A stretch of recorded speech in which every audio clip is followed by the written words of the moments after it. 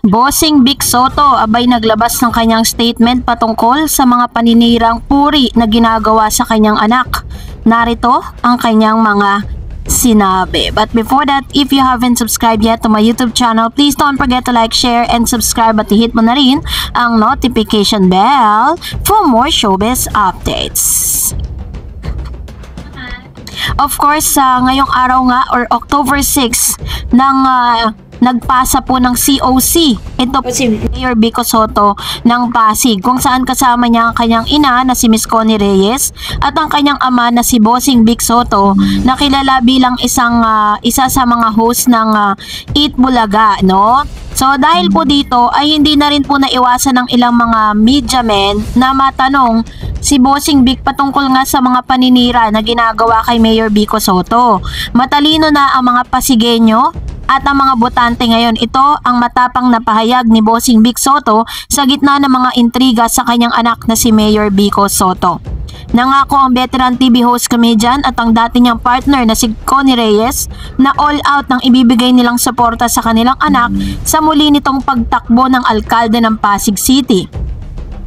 Sa katunayan, personal pang sinamahan ni na Bossing at Connie Reyes at Vico Soto nang maghain ito ng Certificate of Candidacy or COC para sa kanyang kandidatura sa 2025 election. Sa panayam kina Bossing at Connie ng media, sinabi nito na walang dapat ikabahala ang publiko sa ikatatlong termino ni Vico bilang mayor ng Pasig.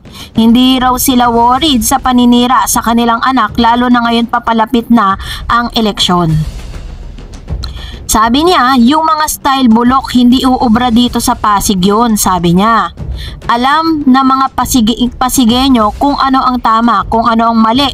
Nakita naman natin ang pagbabago sa pagtakbo ng gobyerno dito, sabi ng Eat Bulaga Davercad host na si Bossing Vic. Ang mga old style na politika, wa-effect na dito sa Pasig.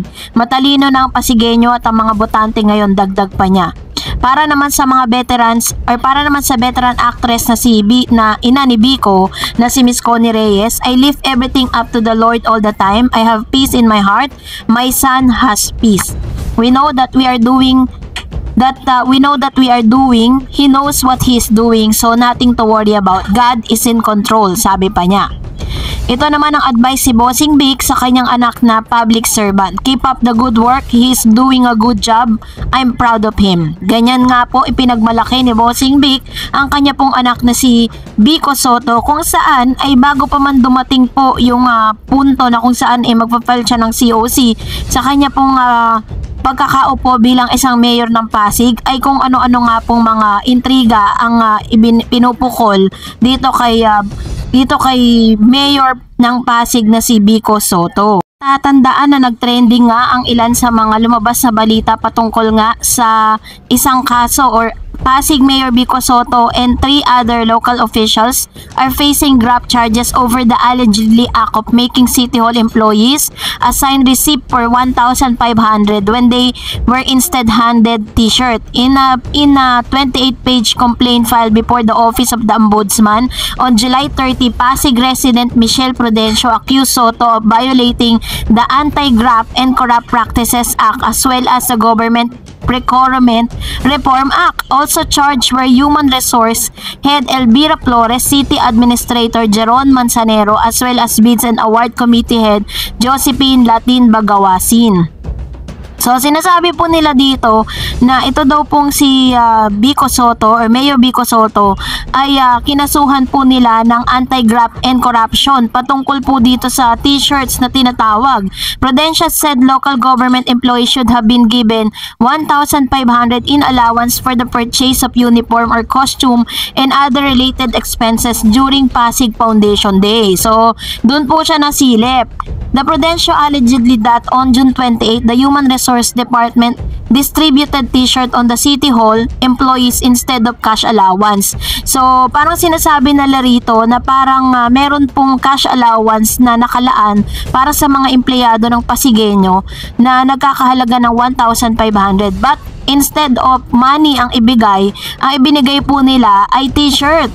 So, dahil po dito ay inaakala ng ilang mga mga nagsampa ng kaso laban dito kay Mayor Vico Sotto na parang meron pong nangyayaring korupsyon sa loob po ng kanilang City Hall sa Pasig. Sotto has yet to comment on the complaint but earlier dismissed another graft case filed against him in a dirty tactics mounted by political groups ramping up their activities. The other graft case filed 2 weeks ago stemmed from the allegedly grant of 100% tax discount for Converge in 2022.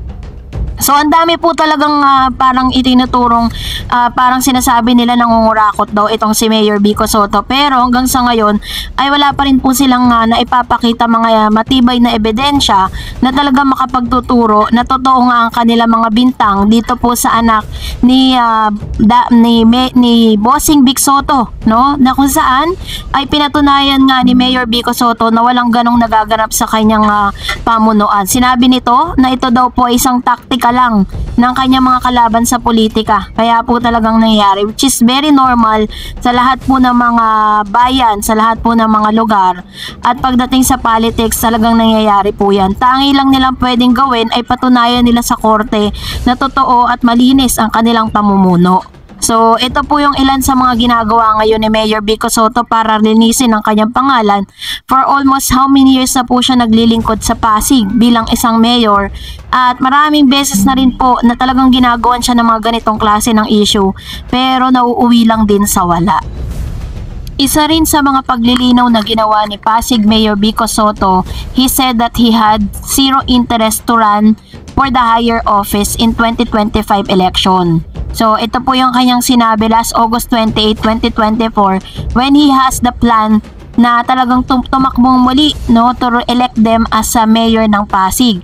The 35-year-old Sotto was among those who topped senatorial survey in the first quarter of 2024 alongside national political figures such as former President Rodrigo Duterte, boxing champ and ex-senator Manny Pacquiao, and other incumbent and former lawmakers. When asked if some political camps has been invited to join their senatorial lineup for 2025 election, Sotto said yung iba feelers lang, wala naman talagang nag-o-offer pero siguro feelers lang yung iba, sabi niya. Wag na natin pag-usapan yung mga ganyan. Basta I'm not interested. I have zero interest to run for the higher office. Sabi po na ni Mayor Vico Sotto sa ABS-CBN News. When prodded for a reason on why he's not eyeing national post, the mayor said, anong gagawin ko doon? I'm not in this to get any position or what. We have a mission here in Pasig to bring true genuine reform, to fight for good governance, he said.